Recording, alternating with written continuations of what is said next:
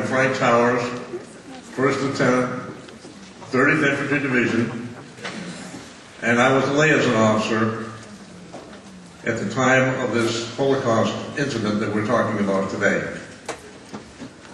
On the 10th of April, 1945, we had just liberated the city of Brunswick.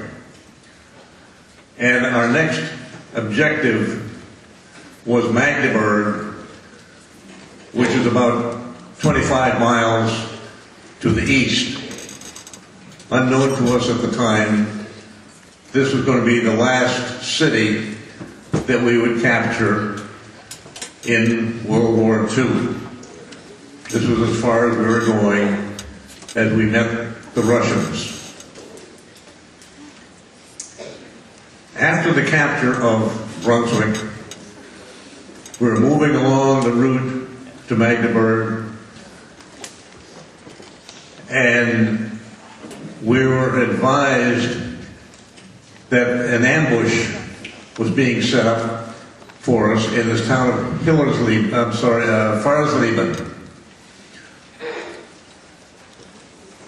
And we arranged to have an armored group go forward and do some reconnaissance to see what the problem might be, what fate might be awaiting for us. As they arrived at the small town of Farsleben, they didn't find an ambush, but they found a train of about 40 cars on a siding loaded with Jews, political prisoners that had been sent from Bergen-Belsen concentration camp en route to Theresienstadt, where there was a crematorium. This would be the final solution for these 2,500 people. Fortunately, they were stopped at Farsleben, and we intercepted that train. The victims on that train had been on there for 6 days, stopping periodically for aerial attacks by American planes, strafing them and bombing, thinking that they might be German troops or equipment being moved. But after the 6 days, they finally ended up at Farsleben. There was a few passenger trains, cars, on this train, and those people, excuse me, these people were permitted to dismount from the train and were milling around when they were approached by the 2 tanks driven by Carol Walsh and George Gross. They were the first 2 men to intercept this train.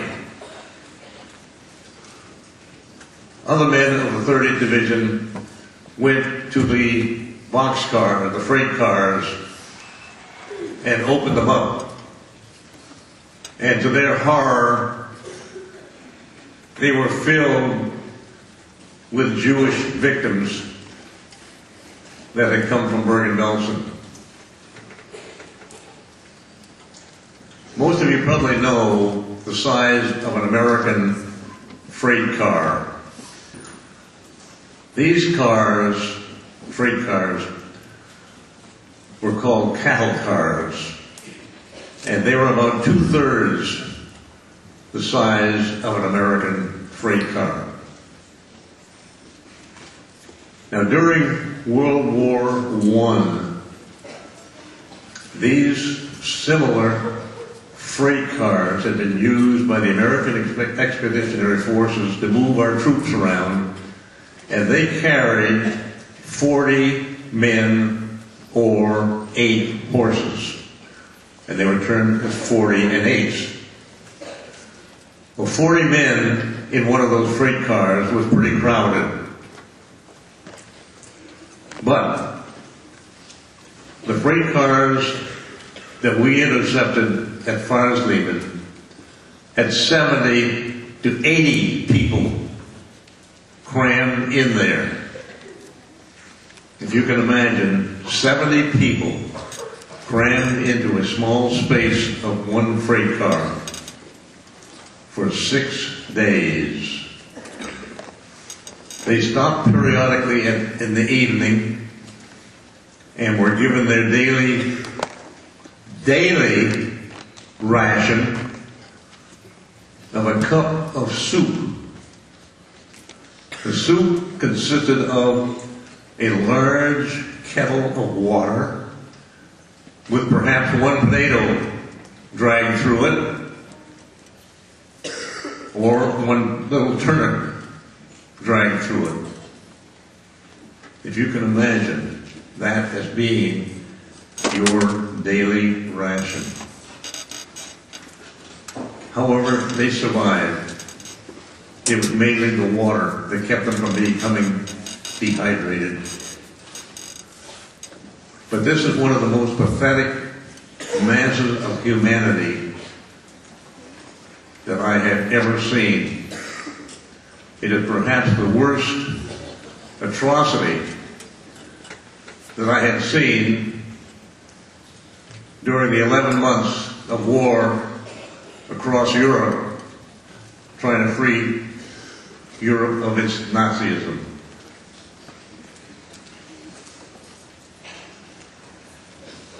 The people at this point were in the middle of a battle zone. We were receiving German artillery and American artillery in the same area. These 2,500 people had to be moved out of there as quickly as possible. So this became my lot at that time, to round up as many vehicles that I possibly could and load these people up and get them out of there and move them back to the small town of Hillersleben, which we had just liberated the day before. Now at Hillersleben, there was a large air base, a large German air base, where there were many two-story barracks and several private homes and a hospital. So this is the point to which I had to move these 2,500 people back to and get them settled in that compound. They were turned over to the American military government at this point, who in turn stripped them of all their clothing. They were so dirty, filthy, lice infested, flea infested, who knows what. The clothing was not possible to be laundered. They gave them towels and soap and marched them through some showers.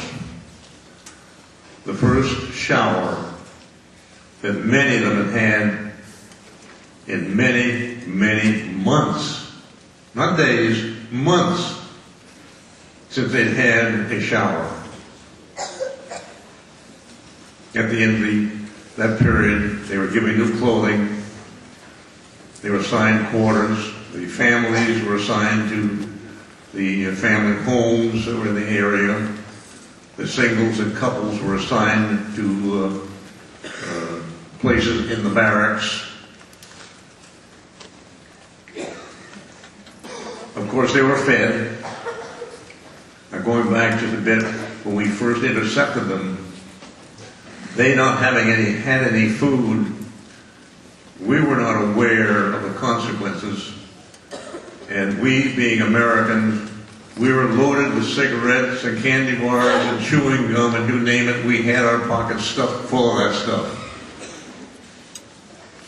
And being Americans as we are, we freely gave it to these poor victims who were starving.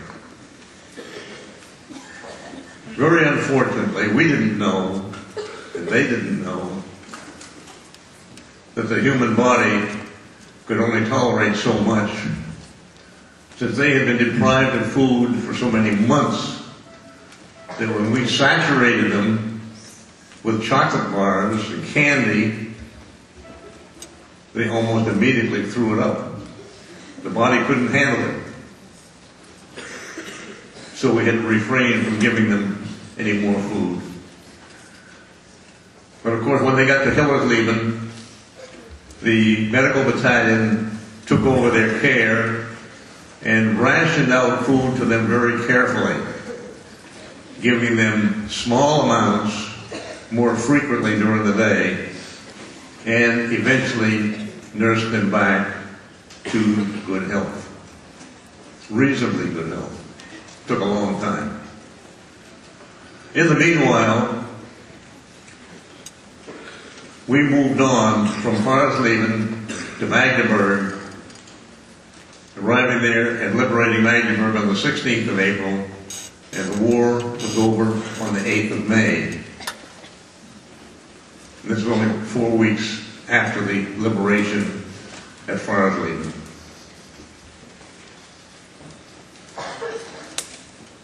We had to go about our business of fighting the war, ending the war, and then we were scheduled to go to the Pacific.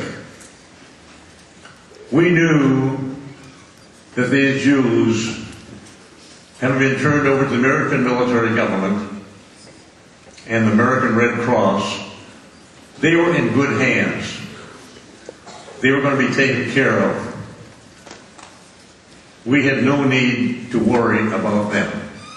We had our own problems, going home, finding jobs, raising families, and get our lives back to normal, as we had been away from home, many of us, for 4 years or more. So we went on our way, and these victims went their way. Many of them had passports to go to South American countries and other countries around the world. Those who did not have passports were allowed to go to countries of their choice wherever they would be accepted. Some of them elected to stay in Germany. Others wanted to go back to Hungary, Poland, where they had come from. But the majority of them wanted to go to Palestine, which later became Israel. Time had passed on, and these people had become settled in their new homes, educated, and gone into their own professions. And now, Matt Rosell has started a little bit of living history research, looking for some of these former victims. The very first hit that he got on his website was from a lady in Australia, halfway around the world, where she had been settled as a child and has grown up and lives today. Many others travel all around the world. Many are in the Netherlands, England, Canada, South America, all the countries of Europe. And through the research of Matt and myself, we have located over 200 of these former child victims that were on that train, a few of whom are here today.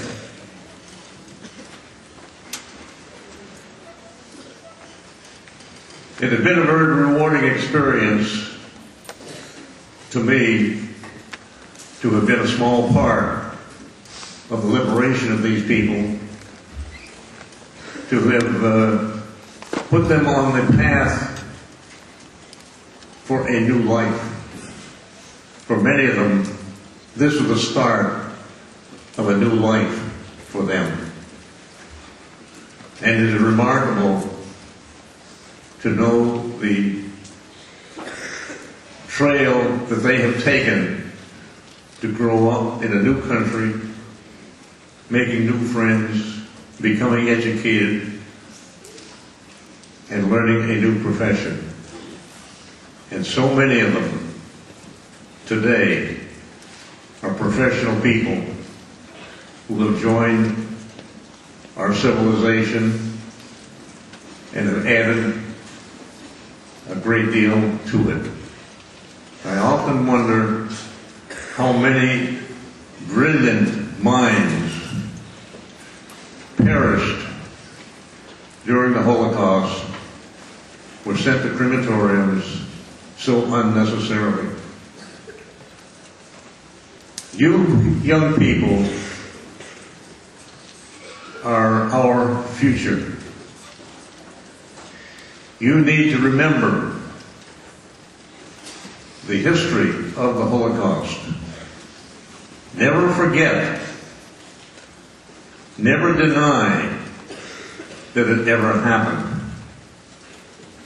Always remember that there is someone out there like Adolf Hitler ready to rise up and start another Holocaust. You are the younger generation. You are the future. You need to remember this and to never allow it to happen again. Thank you.